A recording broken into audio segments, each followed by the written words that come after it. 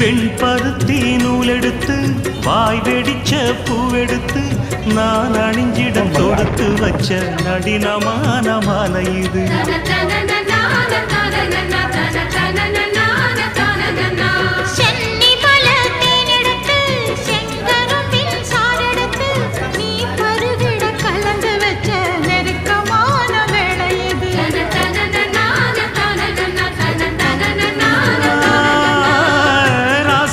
உடம்பிருக்கும் ரவிக்க துணி நானாக அன்னாடம் சூடி கொள்ள ஆசை வச்சாகாதா.